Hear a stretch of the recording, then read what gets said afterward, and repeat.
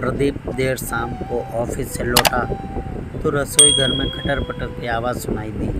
उसने झांका तो देखा कि उसकी माँ बर्तन मांज रही थी। माँ की उम्र हो चली है, वो घुटनों के दर्द से परेशान रहती है। जनवरी का महीना, मौसम बहुत ठंडा था। वातावरण में धुंध इतनी थी, इतनी ठंड महसूस हो रही थी कि उसके कान सुन्न हो गए थे। वह चुपके से आगे बढ़ गया। अपने बैग को उसने कमरे में रखा और हाथ मुंह धोने बाथरूम में चला गया। उसने गीजर ऑन किया, फिर बेडरूम का जायजा लिया। उसकी पत्नी इंदु रजाई में बैठी टीवी देख रही थी। इंदु एक नंबर की नक्चड़ी, सुंदर और बेहद तेज मिजाज की है। उसे देखते ही इंदु चहक उठी। अरे, आज तो आपने देर कर दी। उसने प्रश्नवाचक निगाहों से उसे देखा और कपड़े बदलने लगा। इंदु ने पीछे से आकर उसके गले में बाहें डाल दी। पता है मैं कितनी देर से आपका इंतज़ार कर रही हूँ? उसने पूछा। क्यों, ये भी कोई बात है? इंदु शर्माते हुए बोली। चलो चाय तो पिलाओ, बहुत ठंड है। अरे, काम वाली 15 दिन की छुट्टी मांग कर गाँव चली गई है। उसके देवर की डेथ हो गई है। मुझसे तो ये काम धाम नहीं होगा, आपको कुछ इंतजाम करना पड़ेगा। माँ कहाँ है? प्रदीप ने गंभीर स्वर में पूछा। पता नहीं, इंदु ने कंधे उचकाए मुझसे। उनकी ज़्यादा बातचीत होती कहाँ है? मेरे बस का नहीं है उनकी फालतू बातें सुनना। प्रदीप सोच में डूब गया। चलो ये तो बहू है, पर माँ का बेटा भी कहाँ उसका हो गया। पिताजी को गुजरे 20 साल हो गए हैं। माँ हमेशा से चुपचाप सारे दुखों को खुद में समेटे कर खामोशी से जी रही है। 10 साल का था पिताजी की मृत्यु हुई थी, पर माँ ने उसे कभी भी किसी चीज़ की कमी महसूस नहीं होने दी थी। 25 बीघे ज़मीन की खेती अकेले संभाल ली थी। इस बात को उसके चाचा और ताऊ जी कभी बर्दाश्त नहीं कर पाए थे कि एक औरत उनकी बराबरी कैसे कर सकती है, जिसकी जुबान भी कभी उनके सामने नहीं खुलती थी। उन्होंने माँ को परेशान करने में कोई कसर नहीं छोड़ी थी, पर माँ ने अपने आप को बेहद मजबूती से अपने बेटे के लिए खड़ा कर दिया था। माँ कभी भी उससे इंदु की शिकायत नहीं करती है, क्योंकि वो इंदु के स्वभाव से अच्छी तरह परिचित है। जब वह कुछ पूछता है तो मुस्कुरा देती है। आज जब वह कामयाब है, तब भी वो अपनी माँ के लिए कुछ नहीं कर सकता। इंदु को समझाने का मतलब पत्थर पर सिर मारना। वह रसोई घर में आया। माँ चाय चढ़ा चुकी थी। उसके लिए पीने का पानी गर्म कर दिया था। उसने खामोशी से पानी पिया, पर आज माँ का हाल चाल नहीं पूछा। वह वहीं से तेजी से चिल्लाया कि इंदु, जल्दी से बाहर आओ। इंदु झल्लाते हुए बाहर आकर खड़ी हो गई।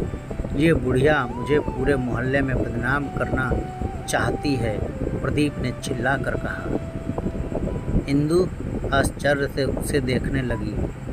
क्या हुआ? माँ के पैरों तले जमीन खिसक गई। उसके हाथ कांपने लगे। अभी बाहर पड़ोस वाली काकी मिली थी, कह रही थी कि प्रदीप, तुमने तो अपनी माँ को नौकरानी बनाकर रख दिया है। अभी आज ही काम वाली गई और देखो, पूरे मोहल्ले में चर्चा हो गई कि प्रदीप की माँ नौकरानी है। इसलिए ही तो मैं तुम्हें कहती हूँ कि चलो अलग रहेंगे, पर तुम मेरी सुनती कहाँ हो। माँ की आंखों से आंसू गिरने लगे। उसने कोई सफाई नहीं दी, चुपचाप भारी कदमों से अपने कमरे में चली गई। प्रदीप ने इंदु को कहा, जा कर जल्दी से खाना बनाओ। इस बुढ़िया से कोई काम मत करवाना।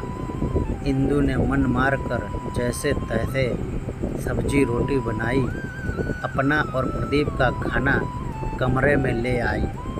माँ को दिया तुमने खाना? बना कर रख दिया है, अपने आप ले लेंगी। तुम इतनी चिंता मत करो, अलग रहने पर विचार करो। इंदु, तुम्हारा दिमाग खराब है क्या?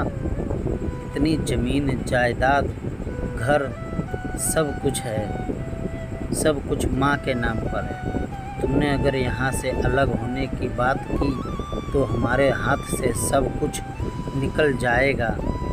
पर वो तुमसे बेहद प्यार करती हैं, वो ऐसा कुछ नहीं करेंगी। तुम बेवकूफ़ हो इंदु। सारे रिश्तेदार ताक में रहते हैं, इसलिए तुम कम से कम माँ के साथ अपने मतलब के लिए तो सही रहने का ढोंग कर सकती हो। इंदु लालची है, इसलिए चुप रह कर सोचने लगी। तुम खाना खाओ, मैं ज़रा अभी आया, माँ को खाना देकर आता हूँ। कहीं मोहल्ले में चुगली कर दी तो हम दोनों की बहुत बदनामी होगी। वह रसोई घर में गया, उसने खाना गर्म किया। 2 रोटी और सब्जी थी, प्लेट लगाई और माँ के कमरे में चला गया। माँ खाना बहुत कम खाती है, शरीर कमज़ोर है, आज तो मन भी टूट गया होगा। माँ बत्ती बुझाकर लेट गई थी। वो जानता था कि वो सोई नहीं है बल्कि रो रही है। आज उसने बहुत पीड़ा पहुँची है। उसने लाइट जलाई। माँ उठो, खाना खा लो। मुझे भूख नहीं है बेटा, तुम लोग खाओ, मैं सोऊंगी। उसने प्लेट मेज पर रखी और माँ के पैरों में सिर रखकर फुट कर रो पड़ा। माँ हड़बड़ा कर उठकर बैठ गई। क्या हुआ तुझे? मुझे माफ़ कर दो माँ, तुम्हें ठंड से बचाने का मेरे पास और कोई रास्ता नहीं था। तुम्हारा बेटा बहुत बुरा है। काश इंदु माँ बेटे का रिश्ता समझ सकती, शायद तब समझेगी जब वह खुद माँ बनेगी। माँ, मेरी मजबूरी तुम समझोगी। मैं नहीं चाहता कि इस उम्र में मेरी माँ को कोई अपशब्द कहे, पास पड़ोस में बदनाम करे। चलो उठो, खाना खाओ, नहीं तो मैं भी नहीं खाऊंगा। उसने झटपट से निवाला तोड़कर माँ के मुंह में डाल दिया।